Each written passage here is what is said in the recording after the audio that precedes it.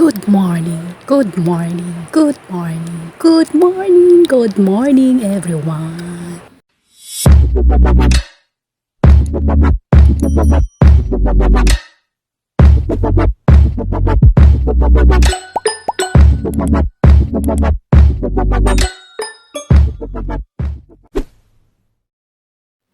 Good morning, everyone. Ayan, luluto ako mga guys ng pang-almusal ko or pang-paris ko sa aking coffee. So, ayun na nga guys. Nung nakaraang linggo, galing kami ng Baguio. So, may binili kaming tart na sinasabi nilang tart. So, hindi maubos-ubos guys. Ilang linggo na. Nakatambak lang doon sa gilid-gilid ng ref. Kasi dati doon yan sa labas guys. Wala na pumapansin kasi siguro nanawa na rin yung dalawa kong anak. So, hindi ko siya makain ng ganyan-ganyan lang guys. Kasi medyo makunat siya na matigas. So, since braces ako guys, naka-braces ako, gawin ko siya ng paraan para makain ko siya. Medyo nauumay na rin ako guys, pero ayaw ko magsayang ng pagkain. Kasi, ang layo ng pinanggalingan yan guys. Minamasayan pa namin yan ng 2,000 mahigit back and forth. Char. Ayan, so, isipan ko na para lang makain ko siya, lagyan ko siya ng itlog. Ayan, kasi medyo malamig na nga, matigas, makunat. Lagyan ko siya ng itlog. Yun lang naman naisip ko guys, para makain ko siya kasabay ng kape. So, ayan. Ligpit ko lang muna yung tapon yung mga kalat-kalat ko dyan. Kasi sayang guys, mahirap ang buhay sa ngayon. Kailangan natin magsinop sa ating mga food, mga bagay-bagay na binibili natin. Ayan.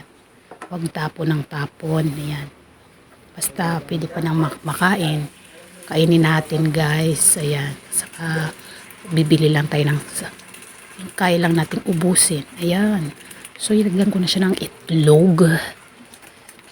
2 itlog. Ayan. Para may protina din naman ako. Nga pala guys, kung hindi pa kayo nakapag-subscribe sa aking YouTube channel, promote ko na rin yung channel ko guys. Kahit nandito ko ngayon sa ibang platform. Yan. Don't forget to like and subscribe my YouTube channel, Irene Martinez Studio. Ayan. Para makita niyo ako mga niluluto ko doon guys na pang araw-araw na buhay. Ayan siya guys. Malapit na siyang maluto. Binaliktad ko na. Ayan. So, piplating na natin guys. Ayan. Masarap siya guys. Tingin ko lang, masarap siya.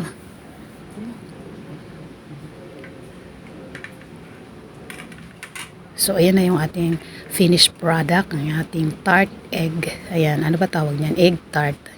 Tart egg. Ayan.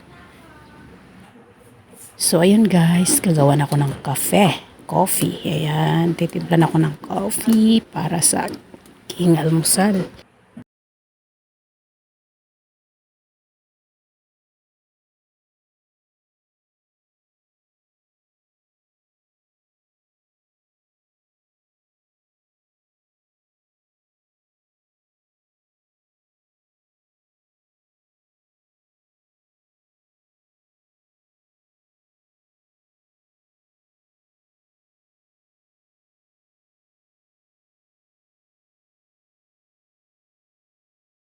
So, dito na rin ako sa lamisa na yan guys, kakain kasi doon sa lamisang kainan namin may nagwo-work. Ayan po siya guys, so dapat dyan ako kakain, so occupied siya.